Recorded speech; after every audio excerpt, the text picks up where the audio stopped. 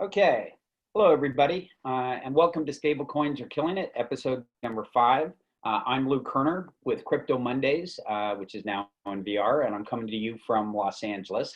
And we've got a great show for you today featuring Greg DePrisco from MakerDAO. Welcome, Greg. Greg? Hi there. Nice to be here. Robert Lauko with Liquity. Robert? Hi, thanks for having me. Sure. And Will Price with Flipside Crypto. Hey everybody, and thank you, Lou. Cool.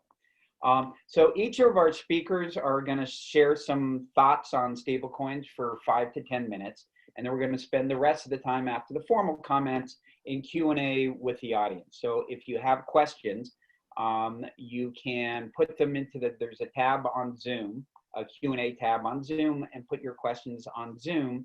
And if we're going to take your questions, we'll notify you in the chat, and then we'll make you a panelist. So you'll be able to ask the questions yourself. Your audio will be turned on, and your video will be turned on. I've asked the panelists to keep their answers to about a minute so we can get to as many questions as possible. These calls are recorded, and they'll be posted on YouTube. And with that, I'd like to turn the call over to Greg. Okay. So yeah, I'm sorry. We were going to start with Robert. So I can start if you want me to. Over to Robert. Robert? Cool. Yeah, thank you, Lou. So let me share my screen and see. Oh, I need you to make me the host. Okay. I will make you the host.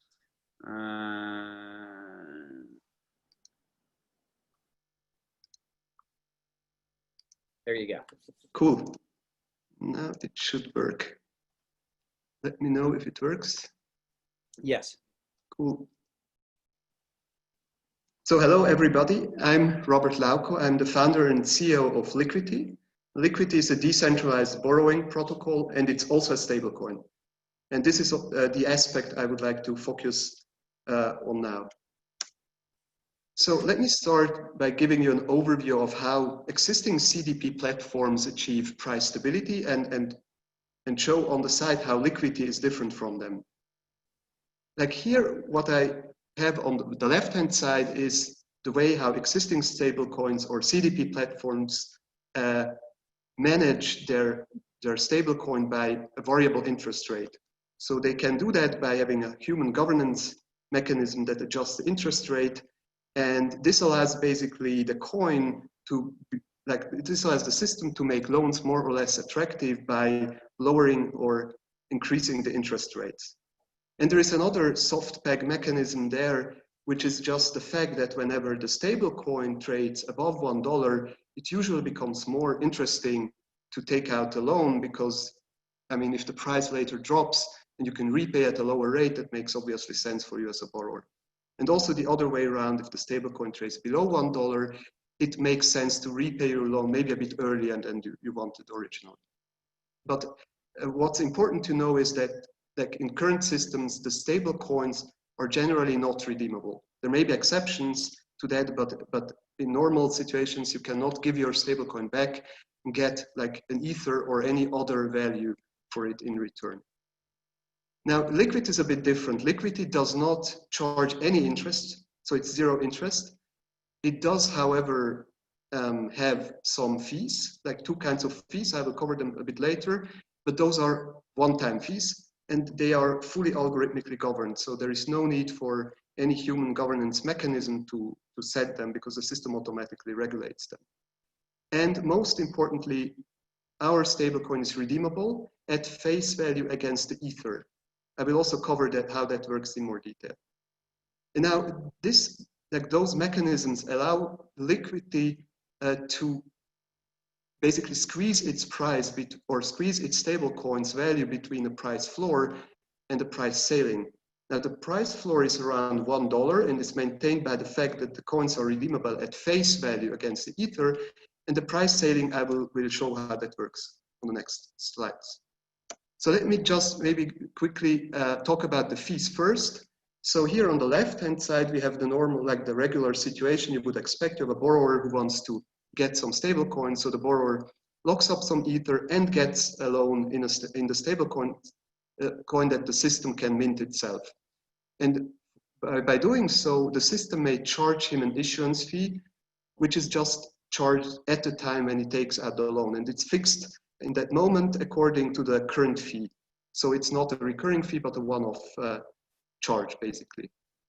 And this goes to a staking contract, which contains a secondary token called growth token, which is there to collect basically the fee revenue. Now, on the other hand, we have this redemption mechanism. Any holder of Liquity, it doesn't matter whether this holder got his tokens by creating a loan or by buying them on the market, just any holder can redeem the Liquity tokens for an equivalent amount or for an amount of Ether worth the dollar value of the Liquity. So if you send back like 100 Liquity, you would get back $100 worth of Ether at the current exchange rate. And here again, we have a fee, it's called redemption fee. It's a percentage rate on the redeemed amount, and it's paid at the time when you redeem. And also this fee goes to the same contract. Now, maybe let me say a bit more or tell you a bit more how the redemption works, because this is may seem a bit unusual. So where does the system take the Ether from to give to the redeemer?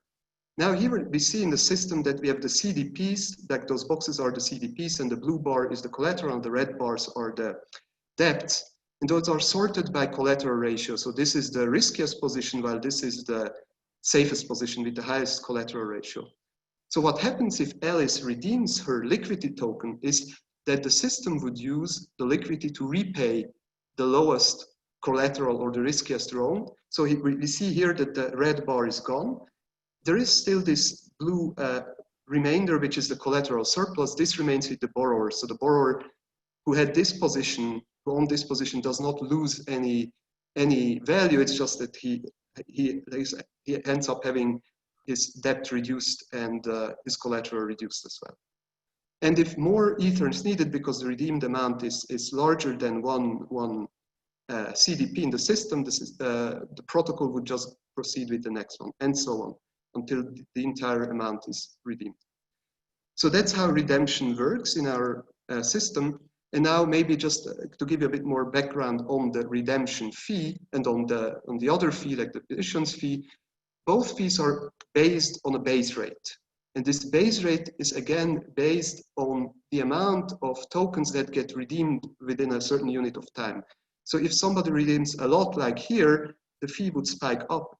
And if there are no more redemptions, it would just decay over time. So it's like whenever you redeem, the fee goes up. And if there are no more redemptions, it would slowly get back to 0%. 0% is the default value for the base rate and the toss for the two fees. And those mechanisms, the redemption, as well as the fact that the system charges an issuance fee, now allows this, the protocol to keep the stablecoin hard pegged between, or to keep it like really between this $110 and $1. Because what happens when the price of Liquity goes above 110, it means that you could take out the maximum loan against, like using the full collateral ratio or the minimum collateral ratio in our system is 110. So if you take out the maximum amount that you can with your, whatever you deposit as Ether, you can then sell the Liquity on the market and make an arbitrage gain. So this is how the system would make sure that the price is pushed back if it should, like whenever it goes over this 110. Now, on the other hand, we have a price floor, which is guaranteed by the redemption.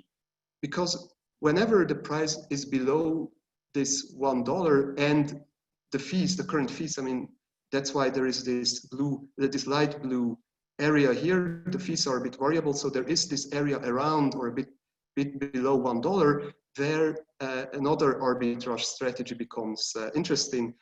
So this allows you to buy Liquity maybe at 99 cents or 95 cents, redeem it for Ether at $1 face value, and then sell the Ether on the market and make again an arbitrage gain. So this is how the system achieves price stability. And it also relies a bit on the soft peg mechanism like as existing systems, because that's the same mechanism. If the price goes up, it just becomes more interesting to take out loans. Yes, so that's basically it. So maybe just one important note here. We achieved this 110% collateral ratio, which is relatively low, by introducing a novel liquidation mechanism, which is instant and more efficient than collateral auctions or sell-offs. And this is just to summarize. We have two price dynamics. We have an algorithmic intervention whenever it falls below $1, and this contracts the money supply because you can redeem, which means the tokens get burned. So the money supply is reduced, and also by having the issuance fee, loans become more expensive. So there are just less loans. So the price would go up. And on the other hand, we have this maximally expensive monetary policy just by the fact that the loans are interest-free and very attractive with that 110 collateral ratio. So this should make sure that there is a constant expensive policy so that the price would be like somewhere around $1 most of the time. Yes, so that covers it. Okay, terrific. Thanks a lot, Robert. And just one question before we'll move on to Greg. And that's, when your team was designing this, was there a particular problem that you were trying to solve for, or something that you wanted to present to the marketplace that wasn't yet available? Yes, so I think there are two advantages or two aspects where we want to improve upon, and the one is that interest rates are unpredictable and they are not very user-friendly. Users would rather prefer to pay a fixed fee or zero fee ideally, so then they know that they won't have to pay more. And the other is this 110% collateral ratio, which stands in contrast to the 150% that's like the standard currently for similar systems. Okay, terrific. Thanks for sticking around, Robert, for the Q&A part of it. And now we will turn it over to Greg. I think, Greg, now we can make you. I'm not going to share my screen or anything. So that's right. You're just going to talk. Host. Yeah, I didn't prepare slides because I think most of the people on the call are probably familiar with the basics of Maker. So I'll spend a minute just telling you where we came from, where we are now, and then I want to ramble a bit about what's on my mind and what I think that people in the stablecoin space should be thinking about. So Maker was founded about 5 years ago, believe it or not. We actually predate the Ethereum mainnet. We were originally on a blockchain called BitShares, but soon migrated over as we saw the developer traction on Ethereum. We released our first product, we considered it a beta, called Single Collateral DAI about 2 years ago. And this is where you could generate a dollar peg stablecoin, a soft peg, against Ether, which is the sole type of collateral in the system. And the system then used monetary policy, as Robert just pointed out in his presentation, to maintain the peg. But, and this is where I want to talk about where we are now and ramble my thoughts on stablecoins, because we are now at a turning point. You had this great product that we launched, but a stablecoin backed by a single asset is nothing more than a bunch of tail risk packaged into an illusion. You cannot adequately price, no matter how hard you try, the tail risk on any single asset. This is why if you look in the legacy banking system, banks lend against thousands of assets because they need to make sure that their balance sheet is as diversified as possible. Because banks, if you think about it, actually produce a stable coin themselves. And the Federal Reserve then uses monetary policy to maintain the stability of that stable coin, the US dollar, against a basket of goods and services. Maker is kind of a decentralized version of this. It does the same thing, it just pegs it against the dollar itself. That can always change. But we're at the point now where we're seeing the fruition of our original white paper, which is called multi-collateral DAI. And we actually have two new forms of collateral that can back DAI at this point. But in my opinion, that's nowhere near adequate. When you think about what a perfect stablecoin means, it's not the perfect stability mechanism around an asset. It's a collateral portfolio that's so diversified that holding the whole portfolio would net you zero volatility in and of itself, which we're nowhere near that point yet. And B, it's making sure that there's high quality collateral with good recourse against that collateral.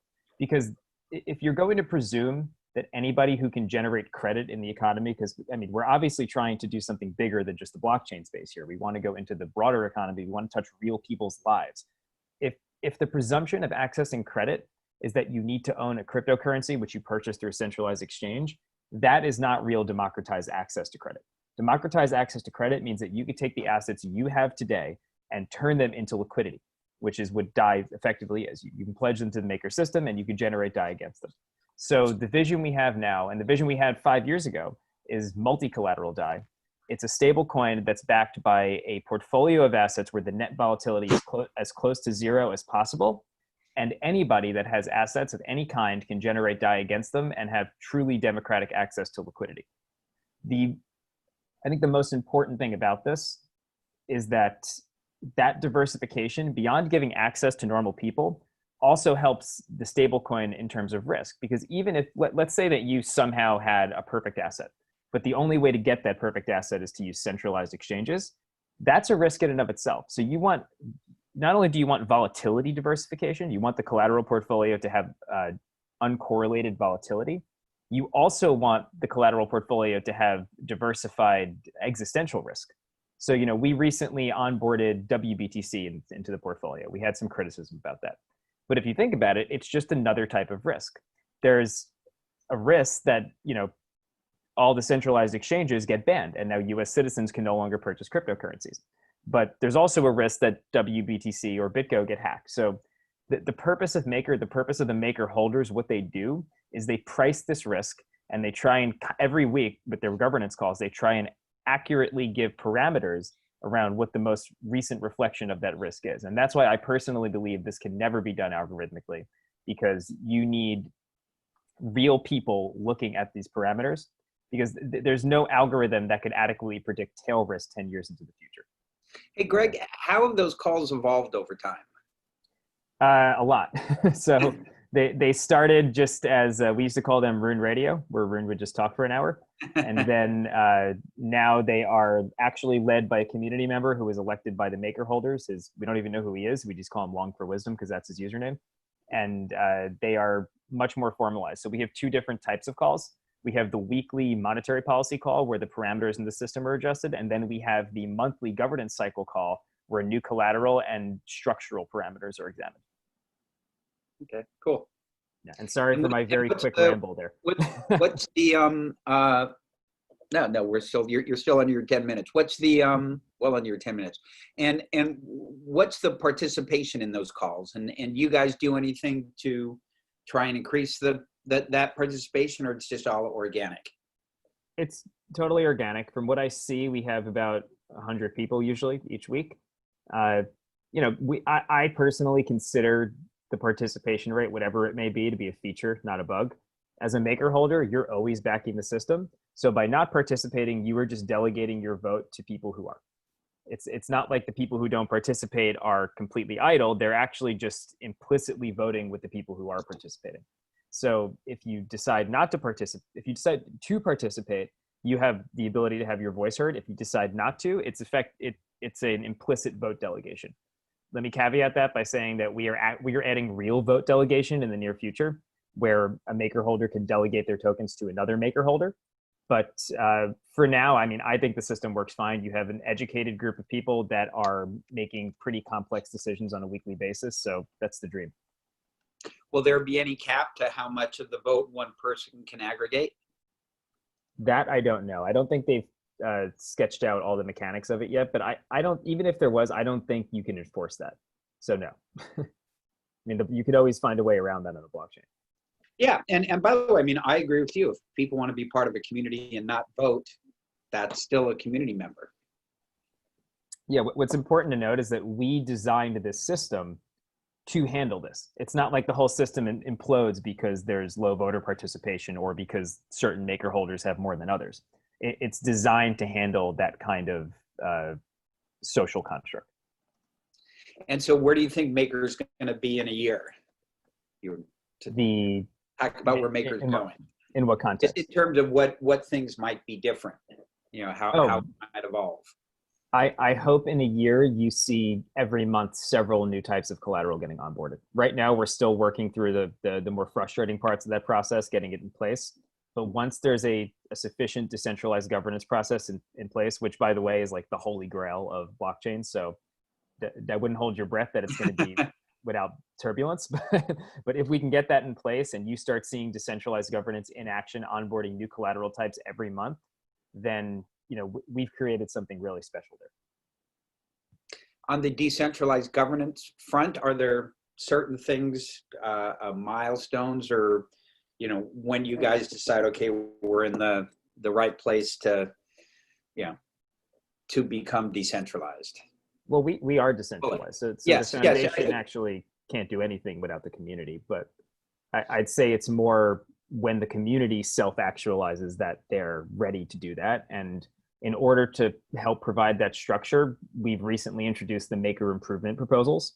And this is a way to formalize governance, because we've found in the past that if you don't formalize it, it just becomes a popularity contest and everybody's posting random stuff in the forums. If there's an agreed upon process that's been voted in by the maker holders, you either follow that process or you're basically saying that you no longer want to follow it. And if the maker holders vote for something that didn't follow the process, it's assuming that the process is no longer in place. Okay, cool. Well, thanks a lot for the very interesting discussion. And thanks again for sticking around for the Q&A section. And with that, we'll turn it over to Will. So Will, let me make you a host.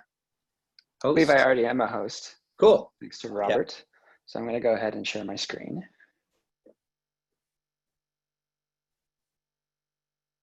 All good? Yep. Awesome. So by way of introduction, my name is Will Price.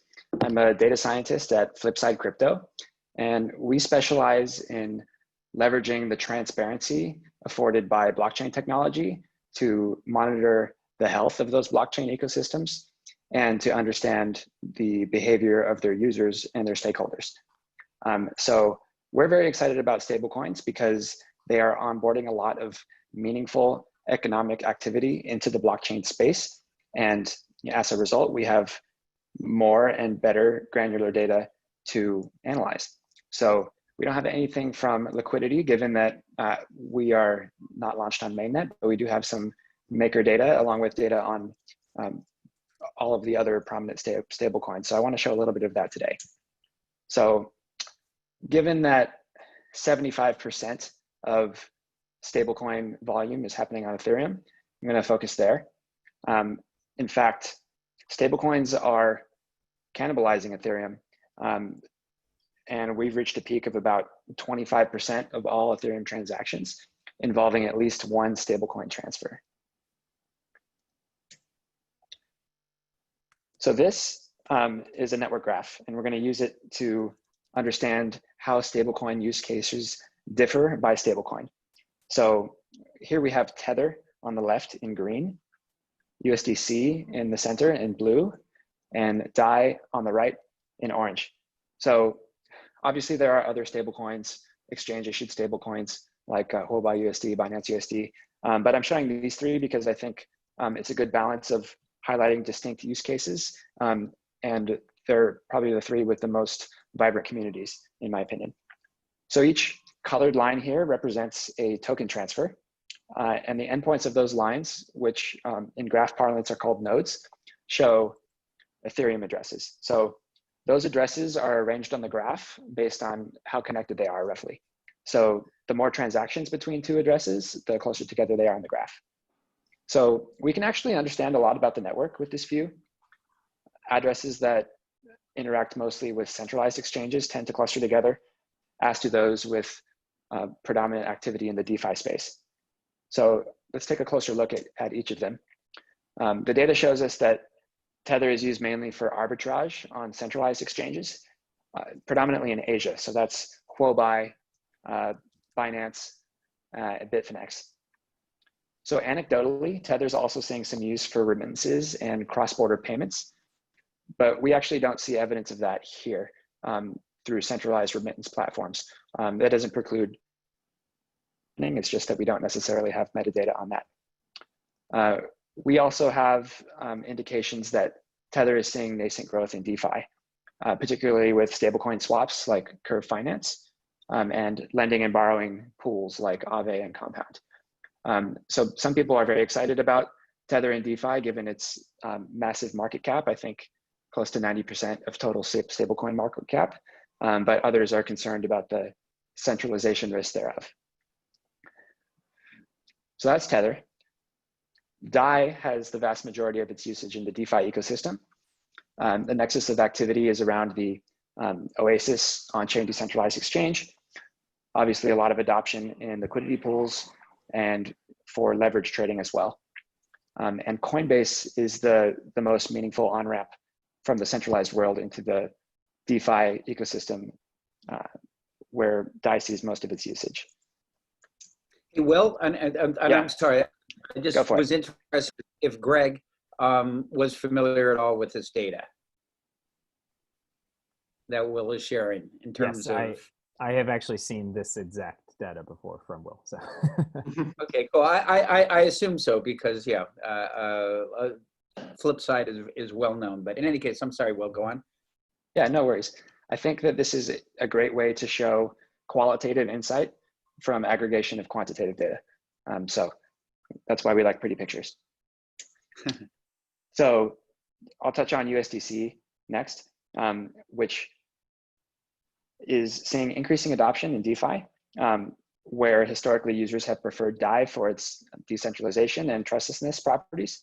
But we're seeing a revealed preference among protocols and DeFi users to also support USDC, given its higher liquidity and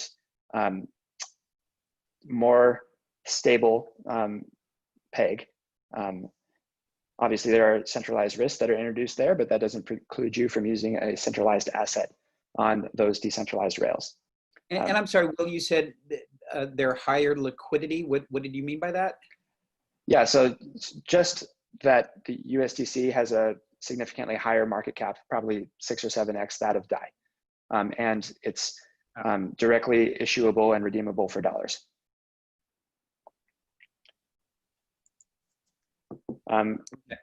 So there's the whole thing again. The last thing I want to show is another data visualization, which I'll call a bubble chart. And it's a great way to understand how any asset, but particularly stablecoins, move through the crypto ecosystem. So each bubble represents a specific amount of tokens that has changed hands on chain within the last 30 days. So we'll call that active supply. And we've broken down token holders into various categories.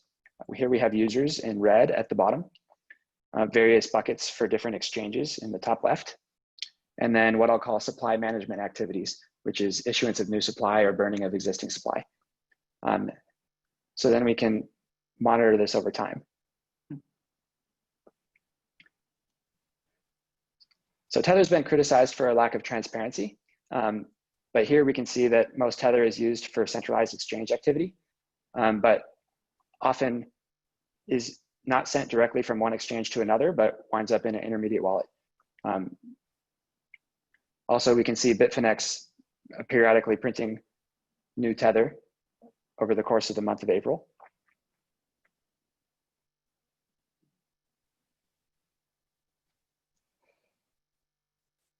And we can contrast that with DAI, which just visually you can see has a very different ecosystem, where here we have this purple bucket of DEX and DeFi activity that comprises the vast majority of the usage. And the only meaningful centralized exchange volume, as we mentioned earlier, is on Coinbase. We can also see that supply management activities are controlled by users who are minting DAI with opening of new vault positions and burning DAI as they close out those positions.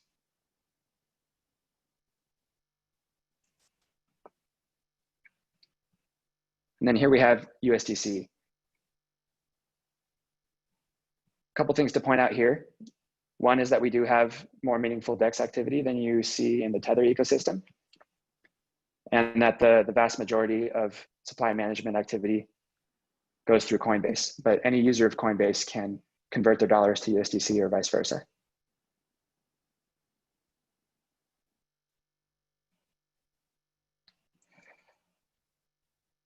Actually, one last thing. These are hourly transaction frequency charts for the beginning of this year.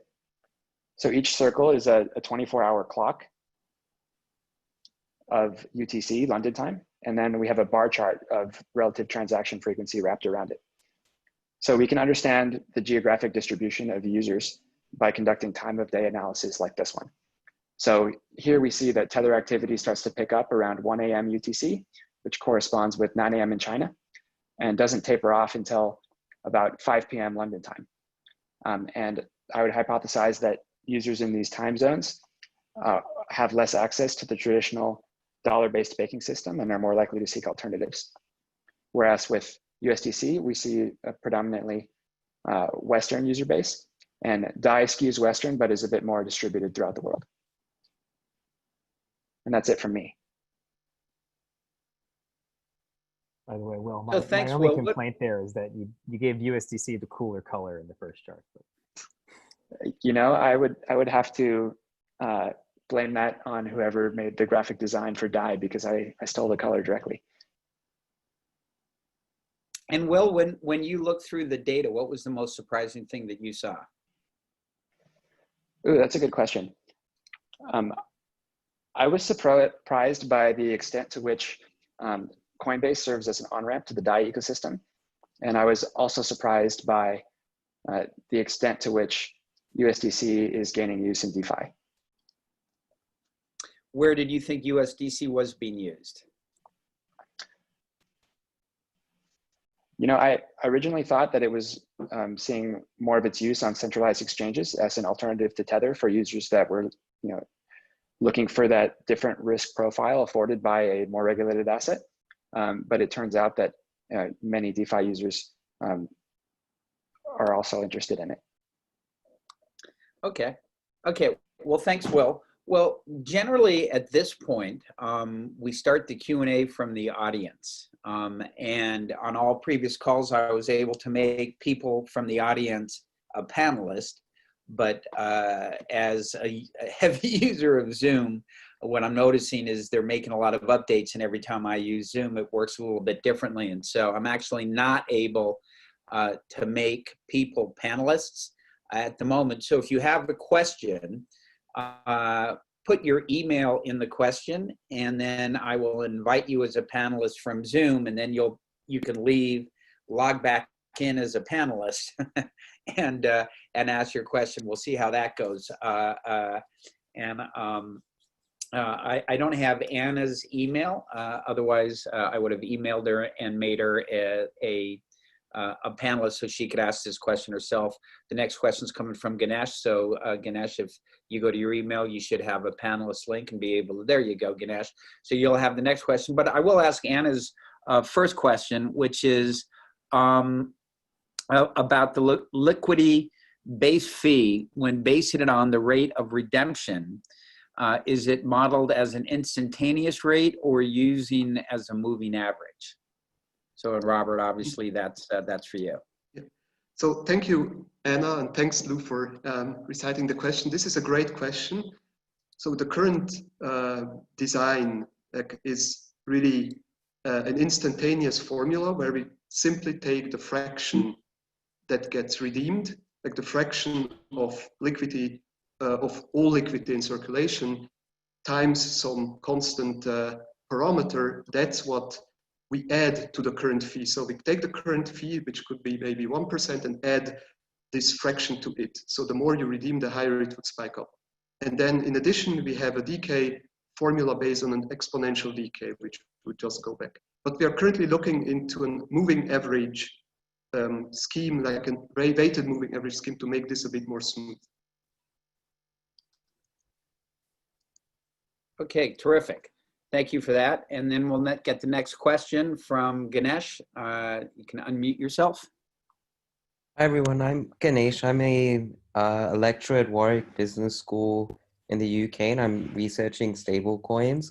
So it's really interesting presentation. So I'm studying DAI at the moment, and so my question to Greg is, do you think that the DAI stability rate is a sort of good instrument? Because there've obviously been problems in the past where DAI's had problems with the peg. And so do you think that part of it is the low frequency adjustment of the stability rate, that maybe you can control like the idea is to control the supply of DAI borrowing, but perhaps like it's not a perfect mechanism where you increase the DAI stability rate that should reduce DAI borrowing, and that doesn't happen in practice.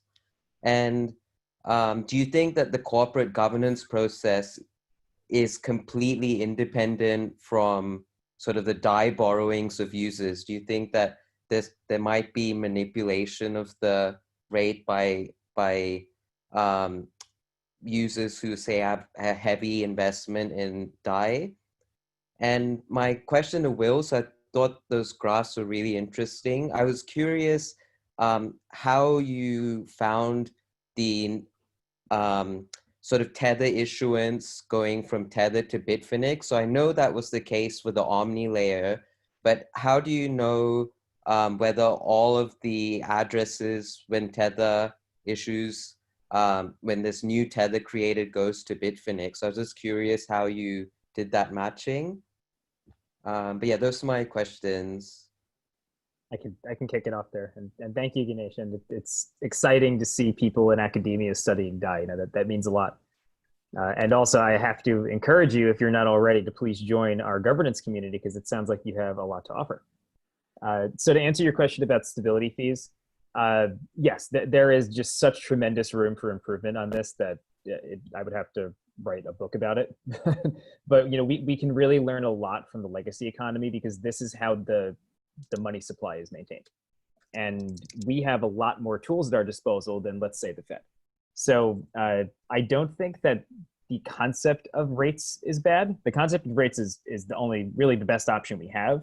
It's how they're implemented and how the different collateral types are entered into the portfolio. So just this week, actually, we introduced B types of various collateral. This means that you can generate DAI at a different loan to value than you can on the regular vaults. And what this does is it allows the protocol to now mitigate risk out of the volatility curve. So now you'll see a stability fee that's different for a vault that has a liquidation ratio of 150% versus one that has a liquidation ratio of 120%. And the rate will be significantly higher on the 120%. And what that'll do is now we can make more intricate changes to these rates and hopefully more accurately affect the DAI price. The other thing is the DAI savings rate. This is the most blunt instrument we have, but I also think it's the most effective. In single collateral DAI, we didn't have that. You saw a lot of stability fee volatility. I think you'll see lower stability fee volatility in multi-collateral because we have the DAI savings rate, especially with the distribution we've gained now. And Will pointed it out great. Like Coinbase is a really great distributor of DAI for us. And if they can onboard people or offboard people from that DAI savings rate very quickly, we can much more accurately control the DAI supply. And this contrasts with things in the legacy economy where, you know, there's a lot of fixed rates. There's a lot of banks doing various forms of liquidity transformation where they don't have that instant flexibility. So yeah, there's a lot of room to improve, but over time, you're going to see the rate structure get much more intricate on not only on different collateral types, but on different vault levels for each type of collateral. So you'll see 100 collateral types, and each one of them will have 5 different vaults that'll have different loan to values, liquidation ratios, et cetera. And to answer your second question, I don't think there's any manipulation whatsoever. The calculus of a maker holder is to grow the DAI supply, because the larger the DAI supply, the more rates they can ultimately extract from it. But their product is stability. If they don't deliver that end product of stability, then they're going to have, you know, a bigger piece of a rapidly shrinking pie. So, you know, I would say that if there is manipulation, I have never seen it, but I also think that the incentives are well aligned enough to where it won't happen. But I guess I was just thinking of a case where, so your say in the governance process depends on how many maker tokens you have. Mm-hmm. But could there be a situation where that person who has significant maker tokens also on the side has a significant amount of DAI borrowings, and that might influence their decision? I suppose it's possible, but what would the outcome you're predicting be in that situation? Well, I mean, yeah, so it I guess in general, you would want lower rates if you have significant DAI borrowings. And so in some sense, there could be a loss of independence. So that's my only concern. Otherwise, I understand the principle of maker tokens as being separate, and that decides like how much weight your vote has. Is there like any? I think the counter here is that unless you own the majority of the DAI supply yourself, there's really no incentive to do that, because if you lower rates to an artificial level and that causes DAI inflation, and there's ultimately an issue with the system, then you're the one as a maker holder that's going to get diluted. So that money that you save on the DAI front will just come out of your pocket on the maker front. Okay. Yeah, because Awesome. maker holders are the first line of defense against any sort of DAI issues. Okay, are you good, Ganesh? Yes, good, thank you. Okay, terrific. Thanks for that. And I don't know if Robert or Will wanted to add anything to. Yeah, so Ganesh, you asked another unrelated question, which I understood to be, how do I identify the issuance events happening on Tether on the Ethereum blockchain? So it's a good question. It's a bit tricky for Tether specifically because that token contract does not emit transfer events for mints and burns. So you have to go into the events themselves. And so the contract for Tether has permissioned access to mint and burn, and that permission is controlled by X multi-sig. And so when you have issuance of new Tether, there is new Tether issued and added to the balance of Bitfinex. Yes, so I do know that there are some Bitfinex addresses, but there's some addresses that I've found you could not identify. But did you find that almost all of the Tether issuance on the Ethereum blockchain is going to a Bitfinex address? So I looked into the number of addresses that were receiving funds from the mint function. And I believe there were only 2 or 3 in the data set that I looked at. And more than 99% of it was going to Bitfinex. Okay. Okay, but I'd be happy to look into it again later. Okay, thank you. And Robert, did you have anything you wanted to add to that? I'm fine, thanks. Okay, cool. So our next question is from Glenn Rosenberg. Glenn? Yeah, thanks, Lou. Thanks again for doing this. This is a lot of fun. So this is for Greg. Nice to meet you. I'm going to try to work through this because I'm just kind of putting this thought together as you were going through your description of the multi-collateral DAI. And maybe we can actually extend the conversation offline. But just so I understand, what you're looking to do is you're looking to diversify the collateral that's going to go underneath DAI. And, you're trying to build, I guess, baskets of assets for that. And so with low volatility. So I guess my question kind of is several-fold. One is that, what is the metric to determine low volatility, or do you work with the people who bring in those baskets because they might have like, a quantitative method or algorithm to determine the volatility of the assets they bring in? And wouldn't a lot of the assets that start to come into this potentially fall under what would be defined as a security? And if so, how does that work within current regulatory environment? And also, depending on the composition of the basket, I'm thinking about this from a very specific angle, which I can mention because it involves something that I'm thinking about.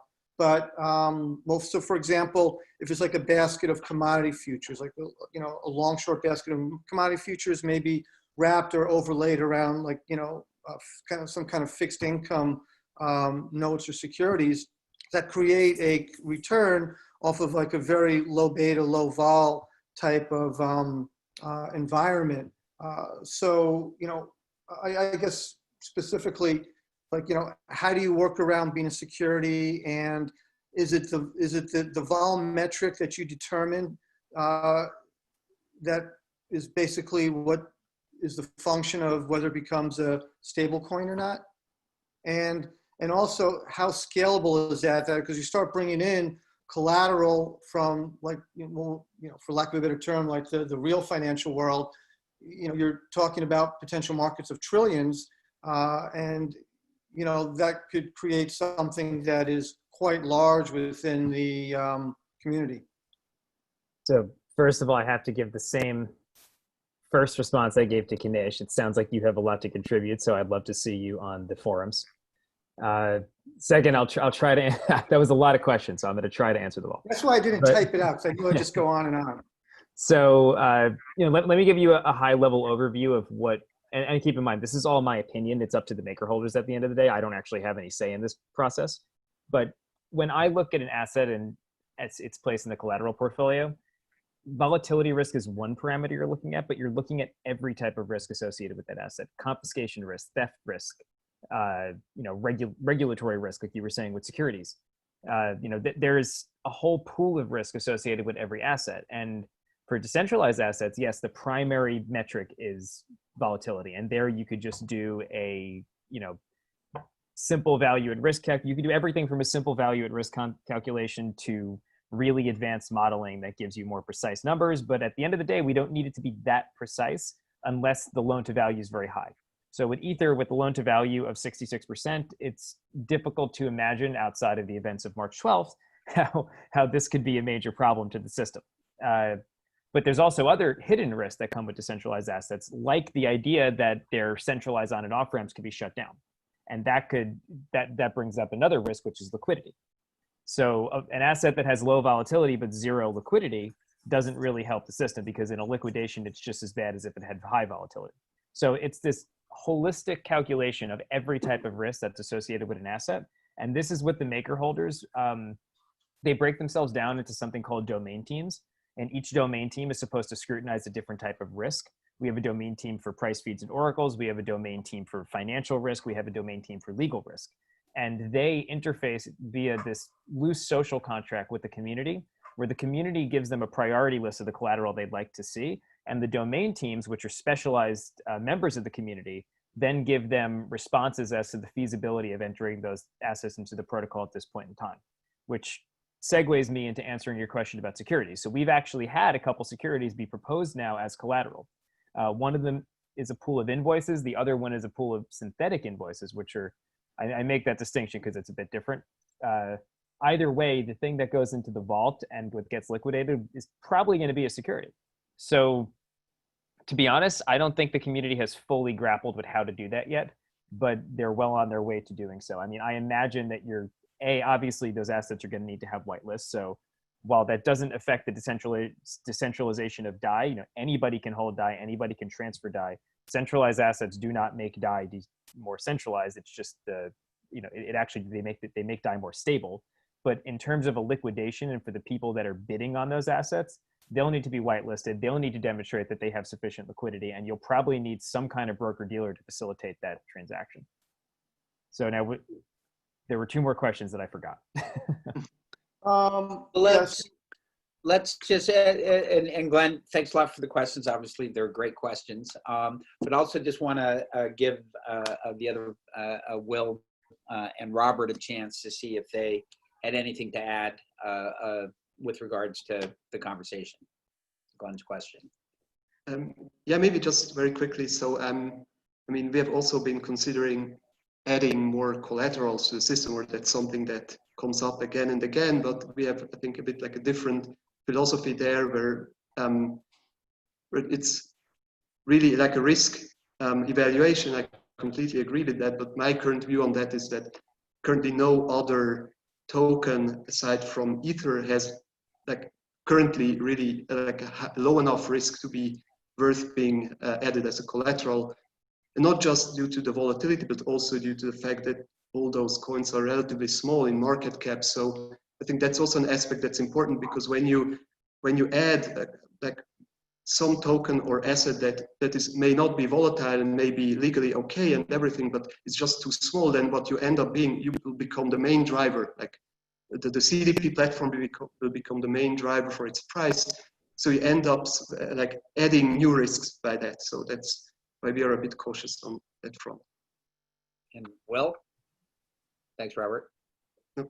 Yeah, all I would say there is that every collateral has to be evaluated both in isolation and for any correlation that its risks might have with other collateral on the system, and that evaluating that correlation is hard. And as we saw on Black Thursday, oftentimes assets like crypto that you think might be uncorrelated with assets like equities suddenly reverse that pattern.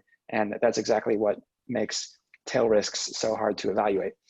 I do actually have a question for Robert relating to one of the things that he mentioned in his Liquity protocol design. Am I saying that right? Liquity? Liquidity. Right. Awesome. Yeah, so actually a couple questions, both of which are around direct redemption. So the first is, the way I understood it, that means, I'll use maker terminology just so that everybody is familiar with what's happening. Vault holders with over-collateralized positions could then be liquidated with zero penalty without having any say in it. So one question is, how do you think about that trade-off? And how does the Oracle system interact with direct redemptions? Because that seems like a potential attack vector. Yeah, so to answer your first question, this is a trade-off, like that's true. But what we think is, I mean, if you just look at the price deviations that we expect, those will be a few cents. And if you also like consider the monetary theory where you just need to basically redeem the amount of deviation from the peg, like from parity, in order to restore the price. Let's say if it's the 2 cents below $1, you need to redeem 2% of the total liquidity supply according to theory. Then what we see is that only like a small fraction of the riskiest loans will be affected. And those people who are there, like at the bottom of the scale, they will already risk a very high liquidation risk, so that the redemption risk does not add that much extra risk to it, or it's just calculated and factored in that calculation. So that's what we think. And your second question was, or maybe you can quickly repeat it, sorry. Yeah, it was related to oracles. Oh, the oracle, right. So if I am trying to directly redeem Liquity for Ether, how would you prevent me from monitoring pending price changes and timing my redemptions accordingly? Yeah, so that's a really good point. So I think there are ways to counter that. I mean, you could, I think, probably tie your transaction to some data so that it does not, so that you cannot front run. So basically, yeah, so I think that the normal front running protections that you could do would also apply there. So thank you.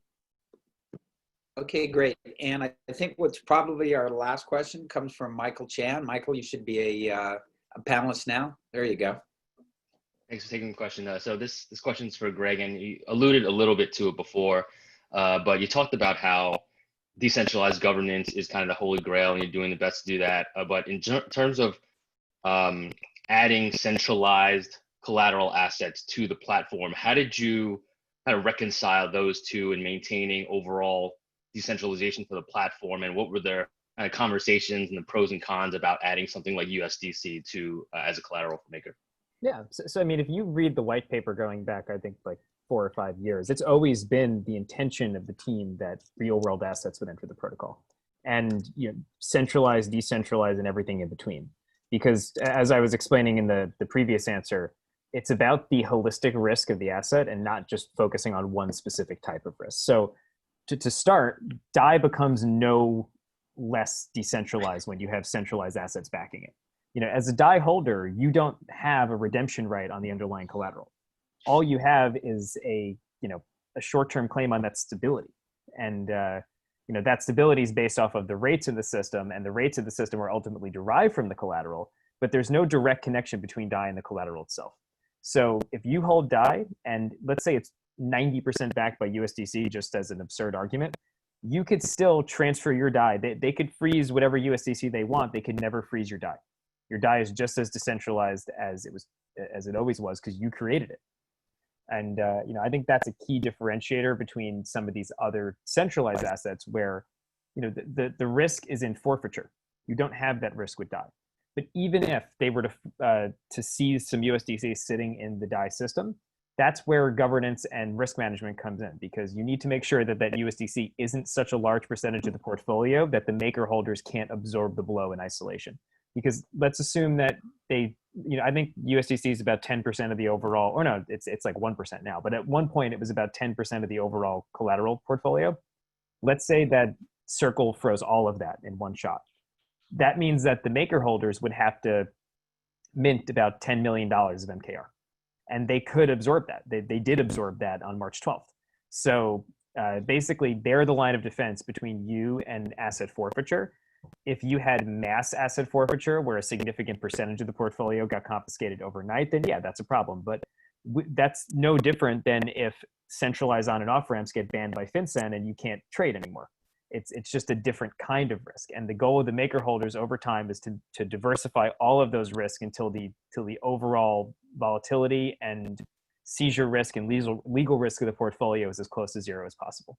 Does that answer your question? Yeah, perfectly. Thanks, Greg. Okay. So terrific. So actually, I think we'll have one more time for one more quick question. So Guillermo, you're still muted. Thank you. Sorry. The question was actually for Robert. Maybe it ties a little bit to what Will just asked, and I'm sorry if this was already covered earlier, but I wish you could go into more details about the instant liquidation process and what are the implications in case of a sudden decrease in value of the collateral for the users, and how it differs to other types of liquidation processes. Yeah, sure, I'm happy to. So the liquidation process is a two-step process. We have a first step, which involves a stability pool. You can think of it as being an insurance pool. Every holder of our stablecoin Liquity can deposit those tokens to the pool. And then later on, when the position becomes under-collateralized, like falls below 110%, the system can just take the amount of tokens, like the debt, from the pool and burn it and clear the debt. And in return, what it does, it also takes the collateral from the position and gives it to the pool. So the pool depositors end up with a small gain from the fact that the collateral would be worth more than 100. Like there is this 10% or something between 100 and 110% value there. So, but this is just the first step. And then the second step, if the pool is empty, what we do is we redistribute the positions proportionally among all the other borrowers. Like you take the debt and the collateral and slice it up and like just add it to all the other borrowers' own debt and collaterals. Does somebody have to trigger the liquidation transaction by sending a transaction to the pool? That's right. Nothing is automatic, but what we can do is like it doesn't matter who triggers it, but if somebody triggers it, he can do that for up to 80 positions in one transaction, like an aggregate liquidation. Okay, terrific. We're at the top of the hour now. Just real quick, Guillaume, where are you located? In Paris. Ah, okay, terrific. Thanks for the questions. And what's one of the awesome things is of all the calls I do, this is by a wide margin the most geographically dispersed around the world, because the interest in stablecoins, I think, is truly global. And so with that, I'd like to really thank our panelists, Greg, Robert, and Will, for joining us today. And with that, hopefully we'll see everybody at Stablecoins Are Killing It #6. Bye. Thank you. Bye.